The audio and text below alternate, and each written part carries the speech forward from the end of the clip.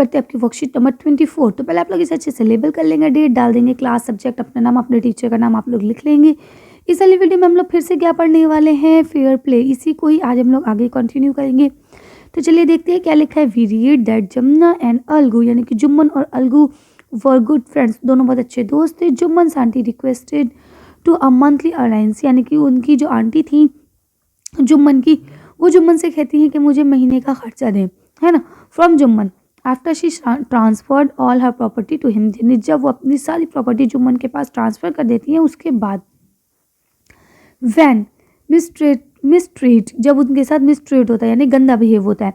She decide to go to the panchayat for help, यानी फिर वो डिसाइड करती है कि मैं पंचायत जाऊंगी अपनी मदद मांगने के लिए। Now let us read what happened next, चलिए पढ़ते हैं, देखते हैं आगे क्या हुआ।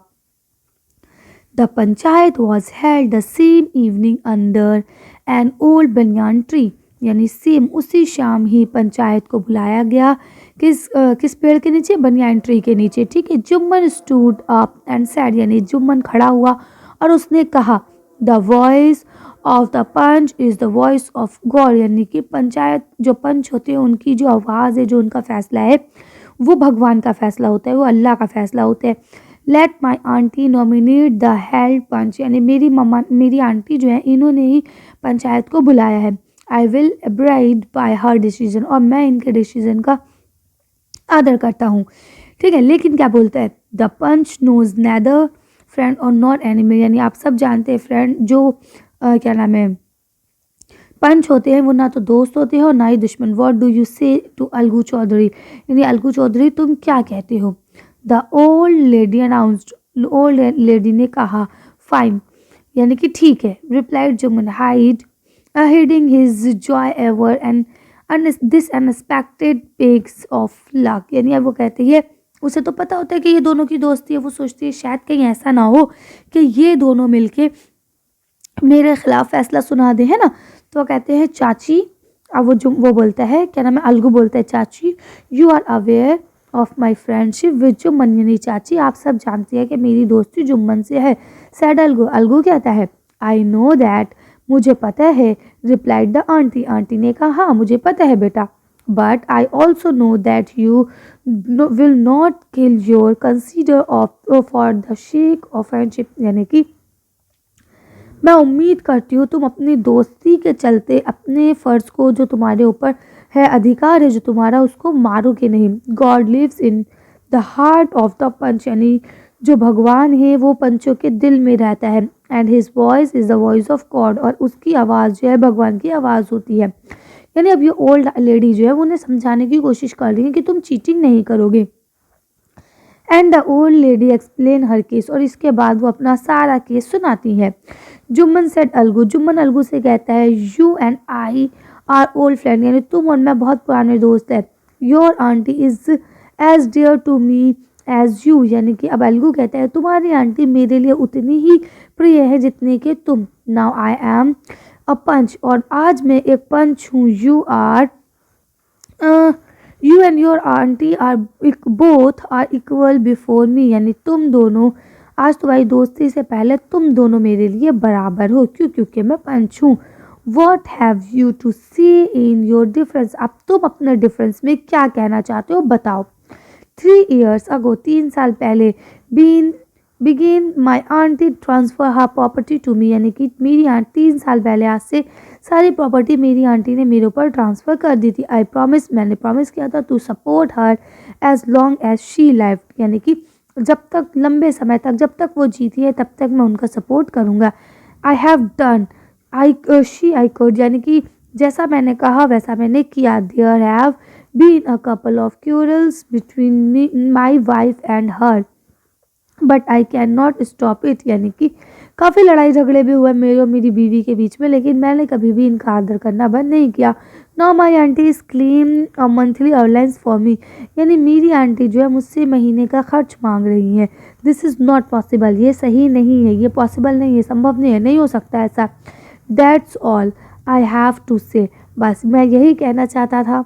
चलिए तो अब हम लोग क्वेश्चन आंसर्स को पढ़ते हैं। देखिए क्या लिखा है यहाँ पे, on the basis of your reading of your passage, यानी आपने जो पैसेज पढ़ा उसके बिना पर write the answers to the questions that follow. अब आपको क्वेश्चंस के आंसर देने हैं। तो पहला क्वेश्चन लेकर है, where was the panchayat held same evening. Same evening को पंचायत कहाँ पे, जो पंचायत थी वो कहाँ पे हेल्ड की गई, कहाँ पे बुलाई गई। चलिए इसका आंसर देखते हैं। आप इसका आंसर यहाँ से लिखेंगे, the panchayat was held the same evening under an old banyan tree, यानी एक पुराने बरगद के पेड़ के नीचे पंचायत को बुलाया गया। चलिए अगला क्वेश्चन पढ़ते हैं। अब यहाँ आपका नेक्स्ट क्वेश्चन है, who was nominated as the head panch and by whom, यानी कि जो पंचायत का हेड बना बैठा था वो कौन था और पंचायत को नॉमिनेट किसने किया था। तो चलिए इसका आंसर देखते हैं। तो देखिए यहाँ लिखा है, let my aunty nominate the head panchayat, यानी कि जो मेरी आंटी है उन्होंने ही बनाया था और मैं उनके जो उसका फैसला है उसका आदर करता हूँ, क्योंकि पंचायत जो है, जो पंच होते हैं वो ना तो फ्रेंड होते हैं और ना ही एनिमी यानी कि दुश्मन होते हैं। कर सकते हैं। चलिए अगला क्वेश्चन पढ़ते हैं। अब यहाँ आपका नेक्स्ट क्वेश्चन लिखा है, who said the following words and to whom, यानी कि ये जो वर्ड्स है नीचे दिए गए किसने कहे और किससे कहे।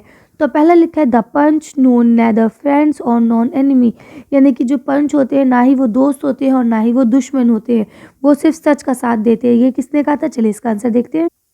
इसका आंसर आप यहाँ से लिखेंगे, जुम्मन सेड टू अलगू चौधरी, यानी ये जुम्मन ने कहा था अलगू से। ठीक है, चलिए अगला क्वेश्चन पढ़ते हैं। नेक्स्ट दिखा है, I have turn all I could, यानी कि जो मैंने कहा सब मैंने किया। ये किसने कहा था। चलिए देखते हैं। इसका आंसर भी आप यहीं से लिखेंगे, जुम्मन सेड टू अलगू चौधरी, यानी ये भी जुम्मन ने कहा था अलगू चौधरी से। अब देखिए यहाँ आपका लास्ट दिया है, व्हाट हैव यू टू से इन द योर डिफरेंस, यानी अब तुम अपने डिफेंस में क्या कहना चाहते हो। ये किसने कहा था। चलिए इसका आंसर देखते हैं। तो आप यहाँ से लिख लेंगे कि अलगू चौधरी ने कहा था जुम्मन से। ठीक है, ये अलगू चौधरी ने कहा था जुम्मन से कि तुम अपने डिफेंस में क्या कहना चाहते हो, जल्दी बोलो। अब यहाँ आपका लास्ट क्वेश्चन दिया गया है, choose the correct meaning to the word given. ठीक है, तो अब आपको करेक्ट मीनिंग ढूंढनी है जो वर्ड्स दिए गए हैं उनके लिए। तो देखिए यहाँ क्या लिखा है, डिफेंस। डिफेंस का मतलब होता है an argument to support of something, यानी वो आर्गुमेंट जो आपने किसी के सपोर्ट में कहा हो। ठीक है, उसके बाद क्या, डिसीजन। डिसीजन का मतलब होता है चूज और जजमेंट। ठीक है, और उसके बाद कंसीड्स का मतलब होता है साइंस। ठीक, अब यहाँ देखिए लिखा है जो ये, इसका मतलब तो यही होता है आपका फाइट फॉर अ केस। ठीक है, यानी कि डिफेंस। ठीक है, उसके बाद जो आपका डिसीजन है उसका क्या मतलब होता है, जजमेंट करना है ना। तो इसका आंसर होता है मोरल साइंस। ठीक है, जो आपको समझ में आए, और साइंस का होता है वर्क टू क्विकली। तो इस तरह से आप लोग ले सकते हैं। चलिए तो अच्छी वीडियो कभी खत्म करते हैं। अच्छी वर्कशीट है बस इतने। अगर आपको मेरी वीडियो पसंद आई हो तो प्लीज़ लाइक और शेयर करें। अगर अभी तक आपने मेरे चैनल को सब्सक्राइब नहीं करा तो प्लीज़ मेरे चैनल को सब्सक्राइब करें। Thank you for watching.